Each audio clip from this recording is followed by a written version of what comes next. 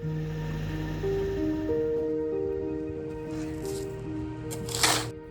friends, it's Rosalind. Welcome back to our gardens and our tiny farm. In last week's video, we left you with just the walls of the greenhouse being built, and then we had found two different kinds of old doors to add into the greenhouse. And I had asked all of you on Instagram and here on YouTube which doors you would go with, and all of you said go with double doors, so that's what we're going with. So in this week's video, we're going to be covering quite a lot. We are adding the rafters to the greenhouse, we are making the doorway for the greenhouse, we're planting the very last of the spring flowering bulbs, we've even started some Christmas decorating, we are cleaning out the chicken coop, getting it ready for winter. So we'll kind of be jumping back and forth between the greenhouse and the other projects that we have going on right now. Make yourself a cup of coffee or tea, settle yourself in, because we have a lot to get done this week.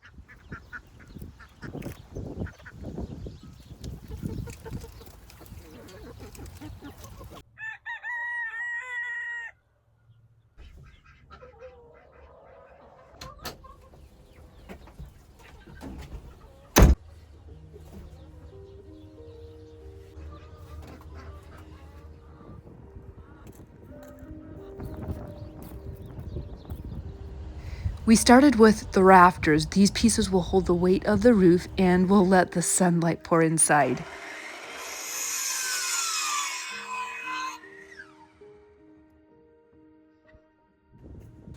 It was amazing when we added the rafters how much taller the space feels, almost like a room already.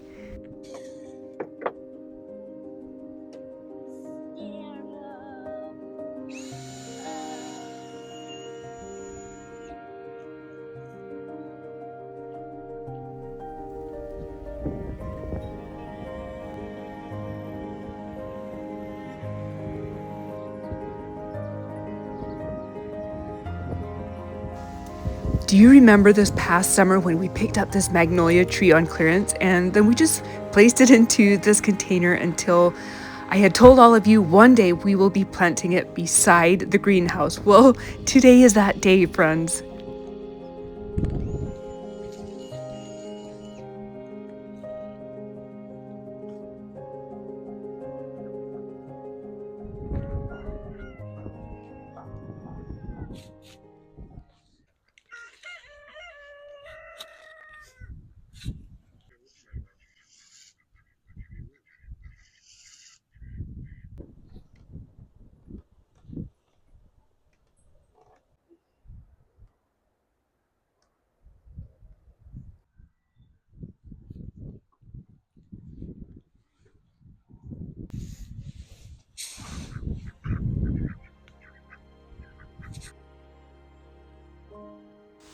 Last week I stopped at our local hardware store and they had all of these crocus for 75% off. So we're adding 230 more crocus bulbs into the orchard for our honeybees.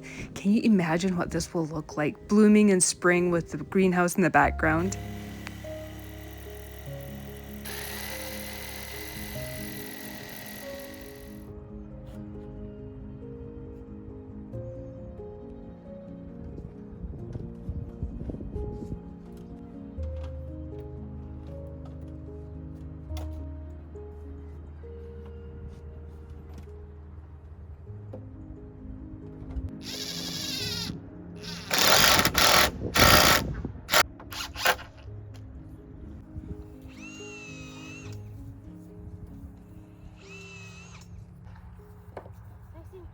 Smack her.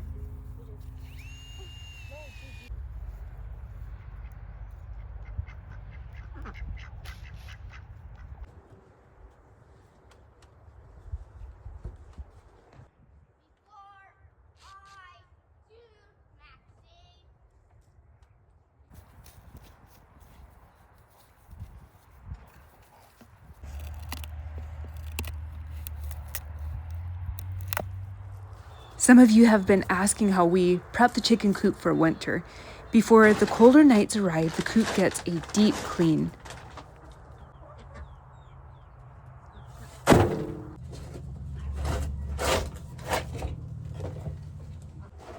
We like to clean out the nesting boxes and make it a bit more cozy for the chickens for the winter.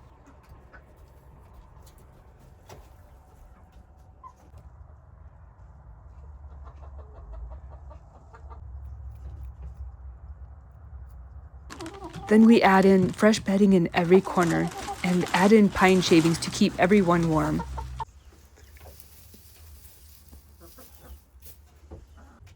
It is one of those tasks that takes time, but always feels good when it's done. The chickens and ducks, of course, watch every moment, like they had opinions about it. We don't add heat to the coop unless the temperatures go below 10 degrees Fahrenheit.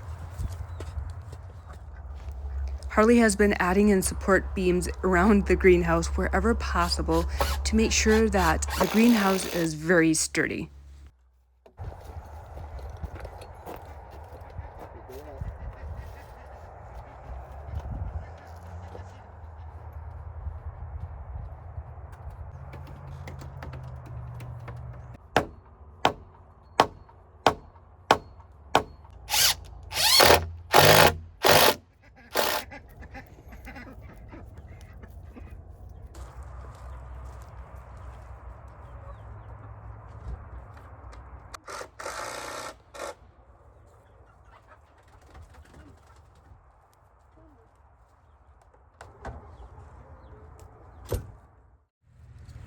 We've started adding small touches of Christmas around the gardens. Last week, we added a few evergreens onto the porch, but today we're gathering some branches just from around the yard. I feel like adding little pieces of color to the garden adds a bit of warmth for the colder days. Nothing big yet, but it's just the beginning of the season.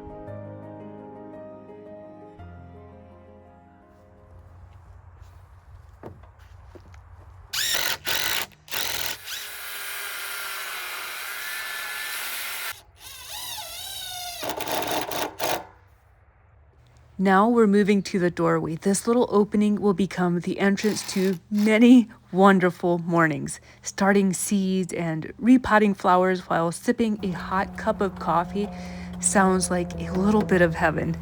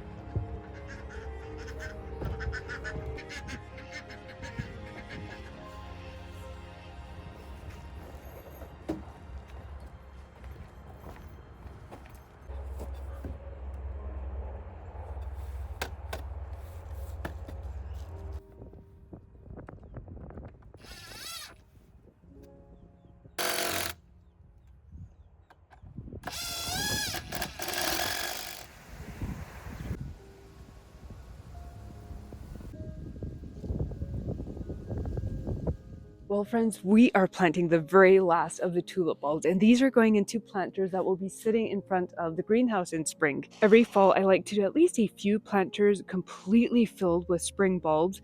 So these two planters are 20 inches across each. and we have 70 bulbs, so we'll do 35 bulbs in each planter. But can you imagine this pink color in front of the greenhouse in spring? I would also like to do just a few planters with hyacinths in them. One of them is going to be this bowl, and this one will go inside the greenhouse.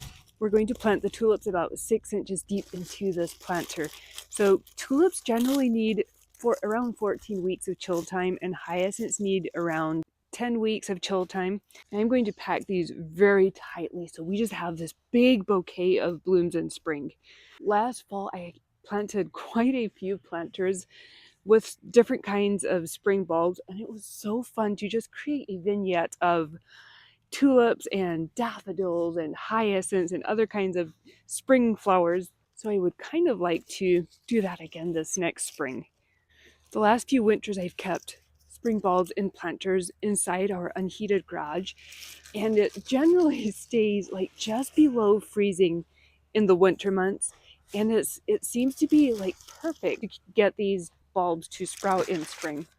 Usually in March is when the bulbs will start sprouting in our garage, and that's when I set them outside into the weather. But keeping them in the unheated garage keeps them from being exposed to the fluctuation of temperatures. When we're done planting the bulbs, we are going to cover it with about 6 inches of soil. Then we'll set it inside the garage, and that's where they'll stay until spring. We'll give it an initial watering, and the only other time that these planters will get watered throughout the winter is if the soil seems very dry. And then, I mean, maybe like a few times throughout the winter, we'll give it snow, and that's the only water it will get until spring. Back in the greenhouse, Harley is adding more support beams between the rafters, again to just make the whole structure very sturdy. And this is where we ended today. The rafters are up, the doorway is framed, and the greenhouse is finally beginning to look like a real space. Each week brings it closer to being a warm, light-filled room.